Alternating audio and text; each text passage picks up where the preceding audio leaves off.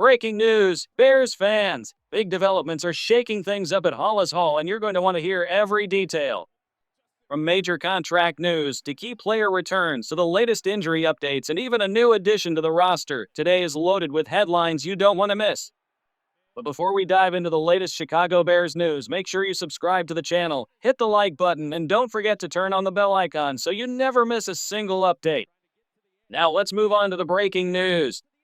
The Chicago Bears just made a major move. Quarterback Tyson Bagent has officially signed a 2-year contract extension worth $10 million with incentives that could push it even higher. Reported earlier today by league insiders, this deal locks in Bagent as a key part of Chicago's quarterback room for the future. This extension is significant not just because of the money, but because it marks the first multi-year contract extension for a Bears quarterback since Jay Cutler. It's a clear signal that the front office values Bagent's role and wants to keep building stability at the position. The Bears are sending a clear message. They believe in Tyson Bagent. To think that just a short time ago, he was an undrafted rookie out of Shepherd University, and now he's secured as one of the league's highest-paid backup quarterbacks, it speaks volumes about his rise and the confidence Chicago has in him. Bagent's preseason performance only reinforced that belief. Against the Buffalo Bills, he delivered nearly 200 passing yards, a touchdown through the air, and completed close to 60% of his throws. More importantly, he looked calm, confident, and in control of the offense.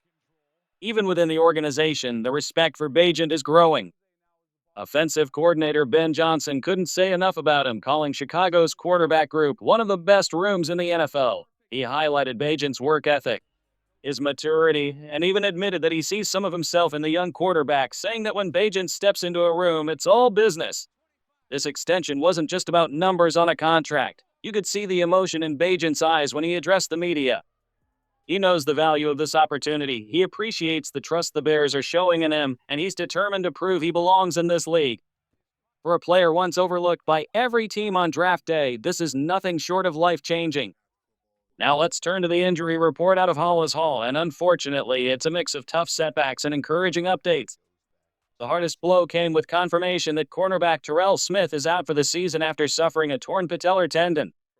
This is devastating news, especially considering how strong a camp he was having. Smith, a former Minnesota draft pick, had been pushing hard for a bigger role and was showing the kind of aggressive, ball-hawking ability that made him stand out last year. He brought energy to the secondary, broke up passes with authority, and even snagged a key interception against the Packers. Losing him removes an important layer of depth in a position where Chicago can't afford to lose talent. But it wasn't all bad news. The Bears did get a major boost as Kyler Gordon returned to practice for the first time since missing time with a hamstring injury. This comes at a critical moment with the opener against Minnesota approaching. Gordon's return means the Bears get one of their most versatile defensive backs back in the mix just in time to sharpen up before facing elite receivers. While the team is still monitoring Jalen Johnson's recovery, Gordon's presence could not have come at a better time. His ability to move inside or outside gives the Bears flexibility, and with players like Justin Jefferson battling their own injuries, Chicago's defense has a chance to enter Week 1 with some momentum. Even with the loss of Terrell Smith, the Bears' secondary still has impressive depth on paper. Jalen Johnson continues to anchor the group after a strong season with 50 tackles and a pair of interceptions. Kyler Gordon adds versatility with his ability to play inside and outside, while Tariq Stevenson showed promise as a physical corner, racking up 75 tackles and 10 pass breakups as a rookie. Behind them, Terrell Smith's absence leaves opportunity for young names like Josh Blackwell and Kendall Williamson to fight for roster spots and prove their worth. But the real concern isn't about talent, it's about health. The August 20th practice delivered more bumps and bruises than the Bears would have liked. Promising edge rusher Austin Booker was notably absent, while other contributors such as Kyle Monunga, Dominique Robinson Roschon Johnson, and Pro Bowl returner Devin Duvernay were also sidelined. Offensive lineman Doug Kramer missed time as well, and defensive tackle Gervin Dexter Sr. gave everyone a scare when he went down briefly before returning to drills. It's a reminder of just how fragile depth can be in the NFL. Every injury, even minor ones, can shift the outlook of a roster. Still, there was a positive note. Rookie defensive back Frazier, a draft pick out of Utah, finally returned to the practice field after missing significant time since Otis. His presence is another piece of good news for a secondary that's already bracing for heavy workloads this season. With Frazier back on the field, the Bears added even more depth today, this time to the offensive backfield. Chicago officially signed a new running back, bolstering a position group that's been battling through injuries and competition all camp. The move comes at the right time. With Roschon Johnson missing practice and Khalil Herbert carrying much of the workload, the Bears needed another option to step in and take some of the pressure off. This signing gives them flexibility, someone who can contribute right away in preseason action while also competing for a long-term role in the rotation. Chicago's running game is built on versatility. Herbert brings burst, Johnson is the power runner, and now the Bears are looking for another back who can carve out a niche in this system. Depth at running back often makes the difference late in the season, and adding fresh legs now could prove valuable when the games start to matter most. The Bears' running back room took another hit today, but Chicago wasted no time making a move to stay prepared. Rookie Deion Hankins, who had shown flashes of promise this preseason, was officially placed on injured reserve after dealing with multiple setbacks, including a shoulder issue and a concussion. It's a tough break for a young player who had been making the most of his opportunities. To fill the void, the Bears brought back a familiar face, veteran running back Royce Freeman. At 29 years old and listed at 6 feet, 238 pounds, Freeman brings a physical, downhill style to the backfield.